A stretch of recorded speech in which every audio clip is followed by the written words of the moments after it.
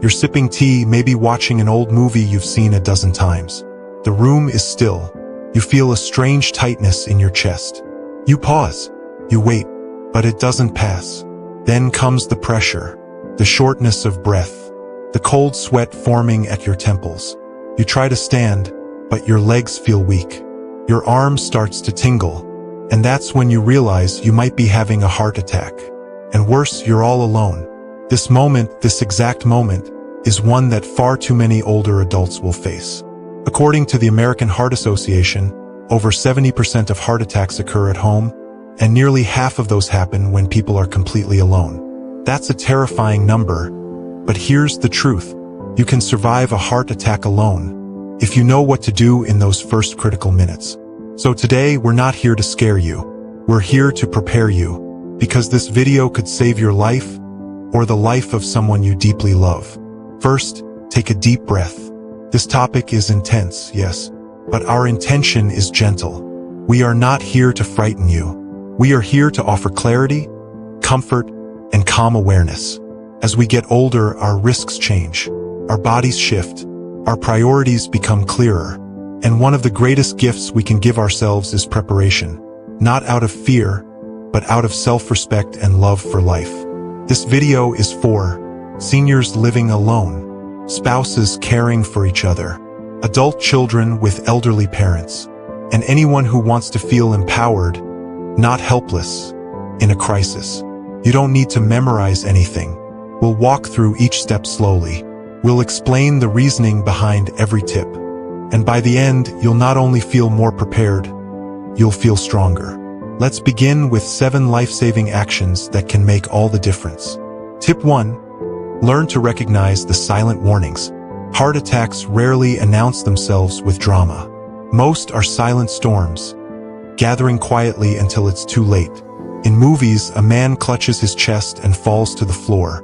But in real life, especially for people over 60, the signs can be subtle and often ignored. Here's what to watch for: pressure or tightness in the chest. It might feel like an elephant is sitting on you, or it might just feel like uncomfortable fullness. Pain or discomfort in one or both arms, your neck, jaw, or back. Many people are surprised that heart pain shows up outside the chest. Shortness of breath, with or without chest pain. Cold sweat, nausea, or feeling lightheaded. Sudden fatigue, especially in women, is one of the most overlooked signs. What makes heart attacks dangerous is not just the symptoms, it's the delay in responding to them. Many seniors say things like, "Maybe it's indigestion. I don't want to bother anyone. I'll lie down and wait." But time is heart muscle. Every passing second without help increases damage. That's why step 1 isn't just about knowing the signs. It's about taking them seriously. Ask yourself, if I loved someone else and they had these symptoms, would I tell them to wait or to act? Don't hesitate. Recognize the signs and trust your instincts.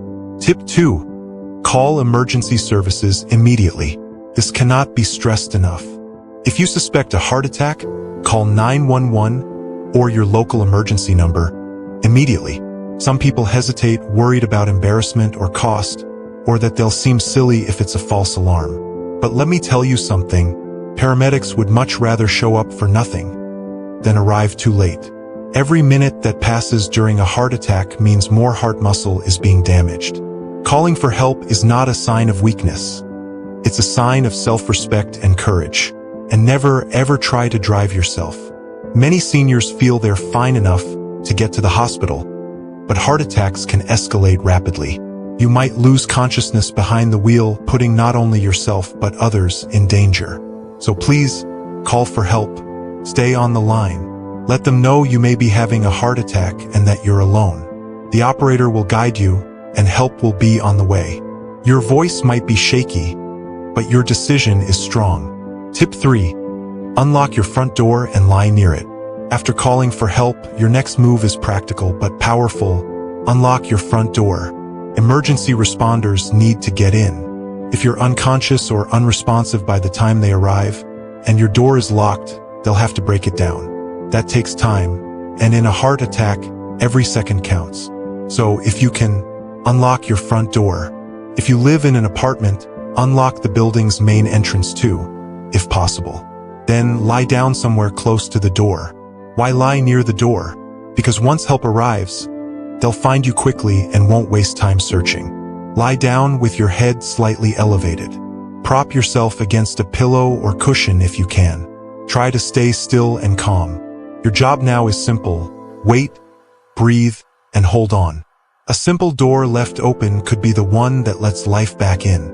Tip 4. Chew an aspirin, not swallow it whole. If you have aspirin available and you're not allergic to it, take it immediately. But here's the key, chew it, don't swallow it whole. Chewing allows the aspirin to enter your bloodstream faster, helping to thin the blood and reduce the severity of the heart attack. What kind of aspirin? One full 325 milligrams uncoated aspirin, or 481 milligrams baby aspirins. Do not use Tylenol, Advil, or ibuprofen. They don't have the same effect. Also, keep aspirin in easy-to-reach places, your nightstand, your kitchen drawer, your purse. You might even tape a pill to the side of your phone, or write instructions on a note near the fridge. Taking aspirin doesn't stop a heart attack, but it buys you time. It slows down the blood clotting process, which can reduce damage to your heart. Herb, it's not just a pill. It's a promise to fight for your life. Tip 5. Try to stay calm and breathe steadily. This is perhaps the most difficult step when you feel your chest tightening, your heart pounding, and your breath shortening. Stay calm. I know it sounds impossible, but here's what the science tells us. When you panic, your heart rate increases, your oxygen demand spikes, and your stress hormones flood your body. All of this makes the heart attack worse. But when you breathe slowly, you send a message to your nervous system. I'm safe. I'm in control. I can get through this. So how do you do that? Try this simple pattern. Inhale through your nose for a count of 4. Hold for a count of 2. Exhale slowly through your mouth for a count of 6. Repeat. Focus only on that. You can also say something to yourself like, help is on the way. I am doing everything I can. I will survive this. Mantras help your brain focus and calm down. Even whispering them helps. Remember, you are not helpless. You are not powerless. Your mind is your greatest ally right now. In a moment of chaos, one breath can return your strength. Tip 6. Use technology if you can. Voice commands and alerts. We often underestimate the silent helpers around us. Our phones, smart speakers, medical alerts.